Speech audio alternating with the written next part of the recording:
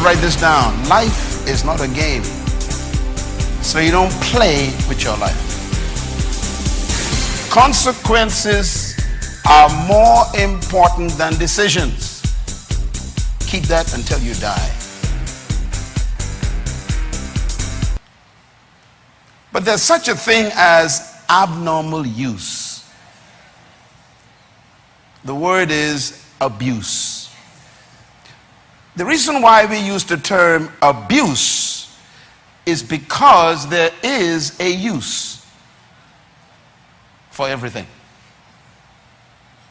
including games. So now the governor of Colorado, who voted against it, he said day before yesterday, the people want it, now we got to figure out how to do this. And they are nervous. So I want to make this clear. My first statement, I want you to remember, laws are not created to accommodate a vice. They are created to stop them or to define them. Whether they are right or wrong, good or bad, healthy or destructive. A law brings definition. Number two, consequences are more important than decisions.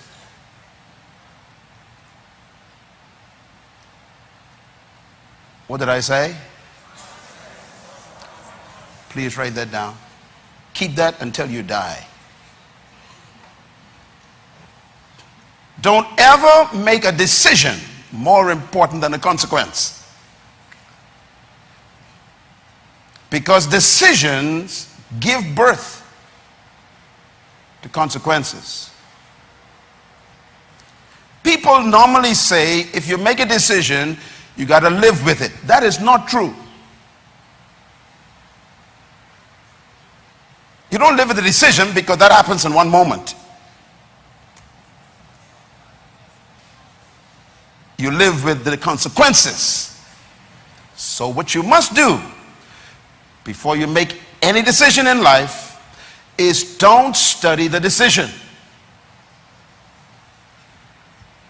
Make sure you exhaust every possible means to study the consequences.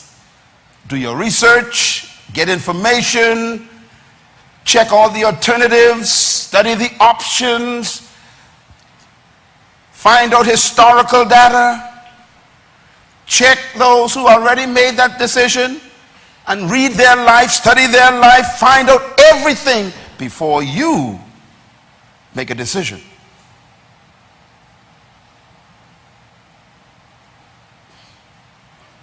So my question is it lawful to ask someone to make a decision without all the information as much as possible about the consequences? In my view, this is illegal and irresponsible.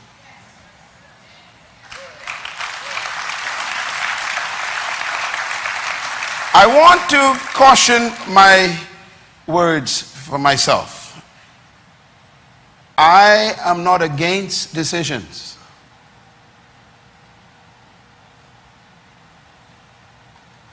But I am against you asking me to make it without giving me the information. Not just about the decision, but the consequences. And I mean give me real information so I could be responsible and objective. Here's why. Once you have decided that you can live with consequences, decisions are easy.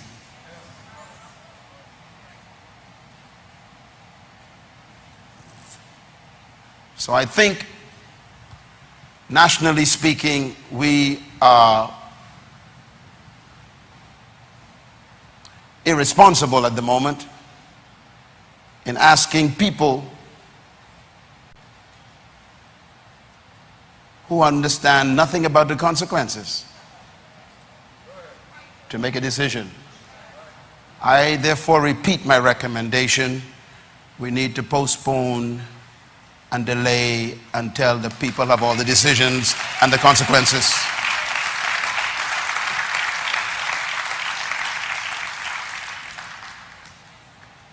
Number 3,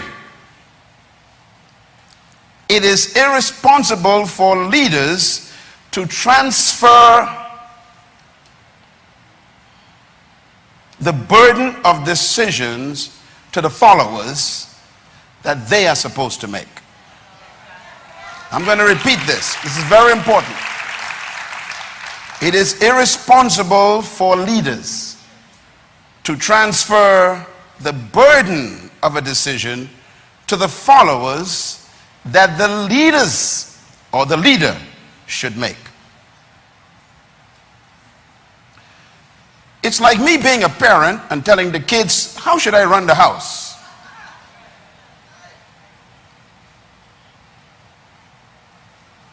It doesn't work that way. Bahamas Faith Ministries, an international third world leadership association, Twyler and ILTI and MMI and DDIC and all of our companies, I'm the guy at the top. I will listen to advice. I will seek the wisdom of collective knowledge. I will listen to all sides, but in the end, I have to take the responsibility for all decisions in this organization. You know, it's interesting that Adam never picked a fruit.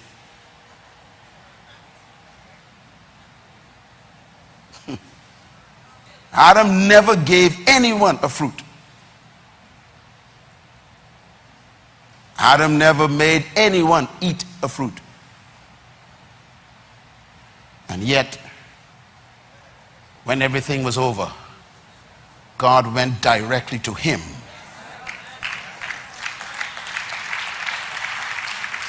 See, if I want to blame you for what happens, all I have to do is let you make the decision. Just in case things don't work out, I could always say, you decided that. That is not leadership. That is irresponsibility as a leader.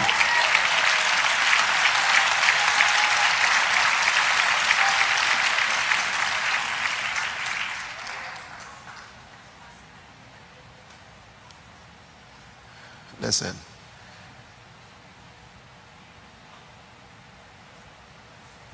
We need leaders who are bold enough either to implement the law, apply the law, impose the law, or make a decision themselves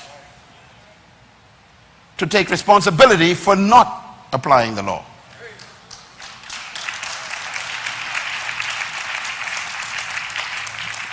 We have a number of people here who are lawyers. They are justices sitting in this room.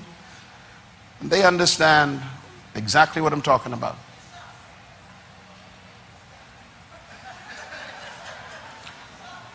Number 4. Write this down. Chance is a game to the wealthy, but it is a source of hope to the poor. Can I say it again? This is very important. Chance is a game to the wealthy. They can afford to play it. But chance is a source of hope to the poor. They expect to live on it.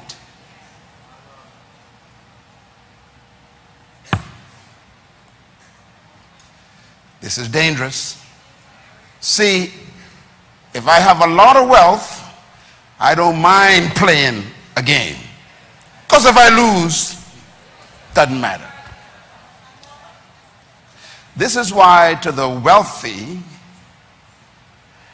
it's a game. But to the poor, it's a life. And if something becomes your source of life, then you are a victim of chance. So your life is a game. We need to decide whether we want that culture.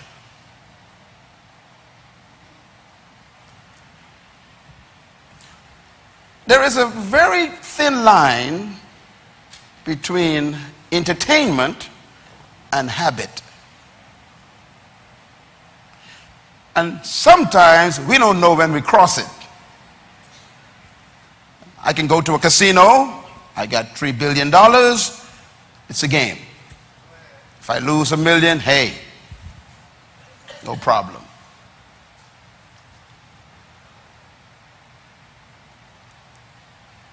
If I have a salary with 5 children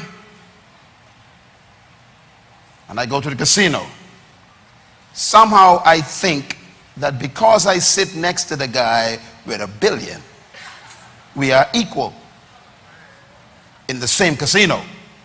Life don't work that way. He lose $1 million, he got 299 million left. You lose your 200. You got 5 mouths that need to be fed, rent to pay, and car to put fuel in. Don't mind this guy. That's entertainment for him. There's a line between you. This can become your source of life.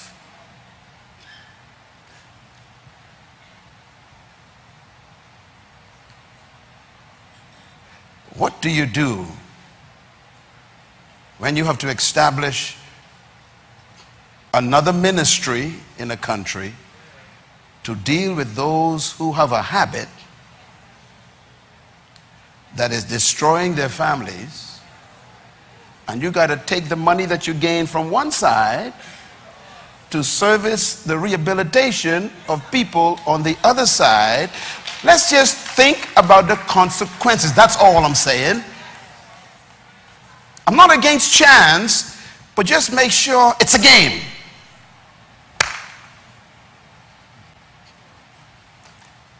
I'm getting deep here. Chance is okay. If you buy a raffle ticket because you need a car, that ain't no game.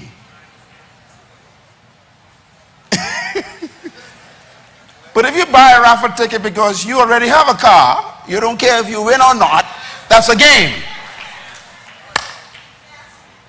Am I clear? So when you wake up first thing in the morning, and the first thing you think about is chance, that's not a game.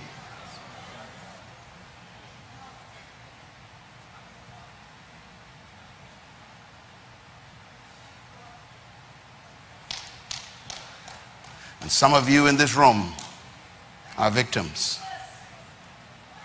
And that's why you can't enter the kingdom properly. David said, the Lord is my shepherd.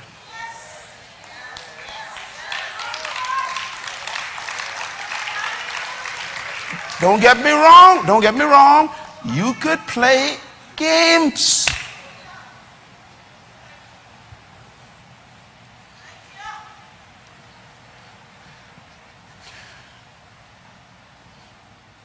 Are you matured enough to make sure it remains a game?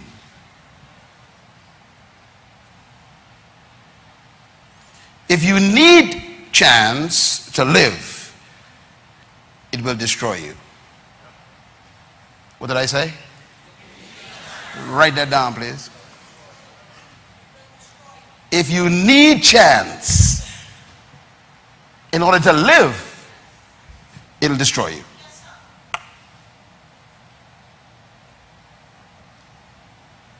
I repeat, I'm not against games, because you can play them anyhow. I just want you to understand, you must make sure it remains a game. Let me tell you when something changes from a game to a habit. It's when you start misappropriating funds in your personal budget. Oh, that's too deep. Okay, let me break it down. You have a light bill to pay, and you're choosing between the light and the game. You got a problem.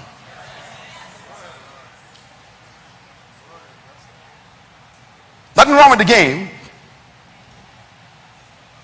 But when you start stealing from Paul, because Peter is a game, then Mary gonna complain, and Susie and Johnny and Bartholomew gonna be destroyed. Do you understand what I'm saying?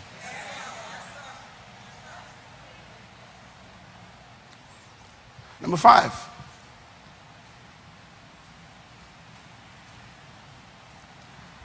If we're going to play the game,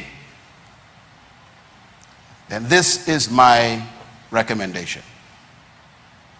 That the powers who have been given responsibility to lead the country should oversee the practice and take full responsibility for all the consequences of the practice.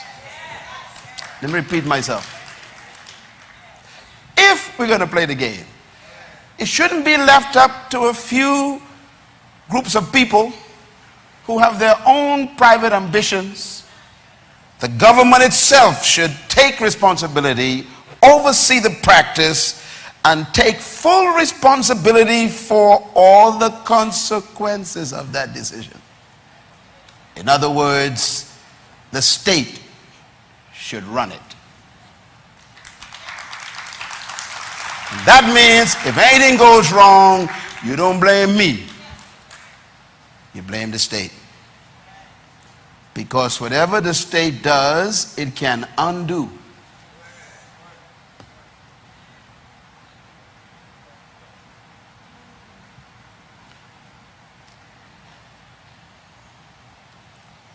Number 6. This one is the most serious to me.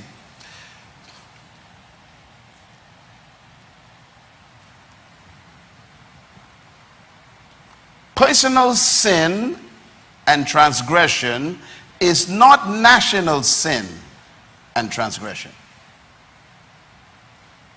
Please write that down. I want to give you a principle to remember. The Creator, from studying history, he has an amazing way to relate to mankind, and it's consistent. He judges humans based on the level of their vices. If you sin personally, he will judge you personally. So keep it personal, and then all of us are safe. In other words, if you stay in the closet, then there's closet judgment.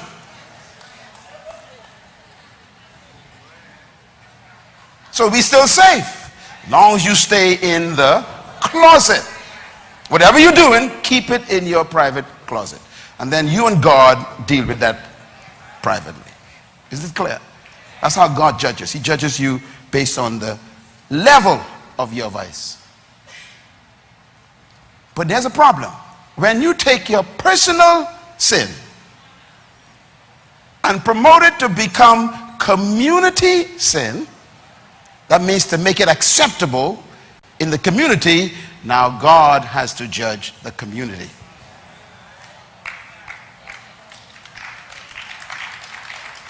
And if you take a community vice that everybody, doing in the community, and you decide to make it constitutionally acceptable, which means you're making it a national legal activity, now God is no longer judging the closet nor the community. He has to judge the nation. And you live in that nation.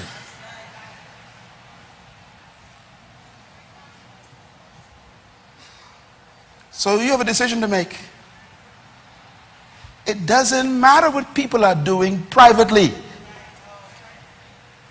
You need to decide whether you want that to be nationally instituted. And now we have a national judgment. Many countries, South Africa, passed a law, and they took homosexuality out of the closet, and they make it a national law. America, slowly moving that direction, taking the closet, turning it into a country. The Bahamas is where I live. And I got a house here. And my children, they live here, they're born here. And my great-grandchildren and my great-great-grandchildren will live here, God willing. So, I need to decide what kind of judgment I want on my country. No, listen, don't get me wrong. I am a nice guy. If you want to get involved in a behavior that I don't agree with, I ain't got no problem with it, Just keep it in your closet, that's all.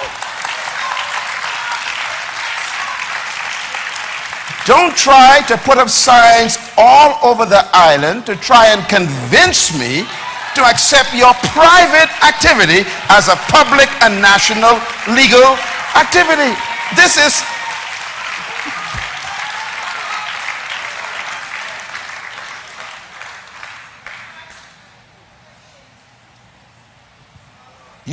all the dope dealers in your neighborhood. You know them. But tell them keep it in their house.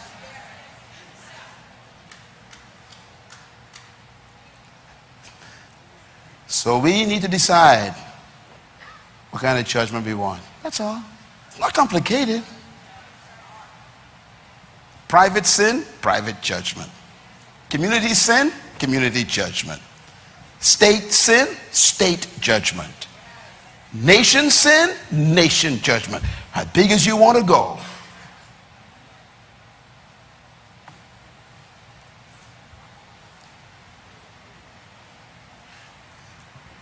The practice of homosexuality, for example, was always in Sodom and Gomorrah. So I want all of you who are practicing homosexuality to understand that you are nothing new. You are boring.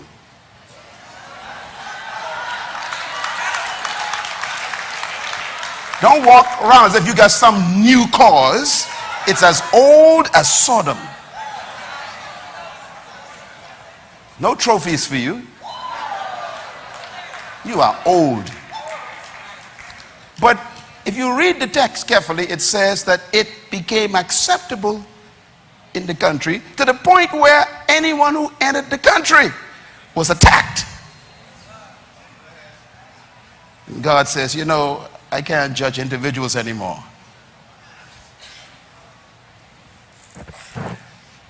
You wonder why some countries are now history?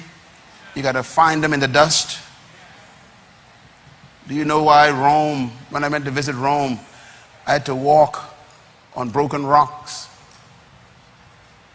The greatest empire in history was nothing but broken rocks. No army never defeated Rome. Rome was defeated by immorality. The Bible says the nations imagine vain things, and he who sits in heaven laughs. In other words, God is watching you. On the 30th of December, God wants you. God said, let me just watch this. Let me see if you think you're sharp. And then 10 years later, I'm going to laugh at you. Because your grandchildren will be in a habit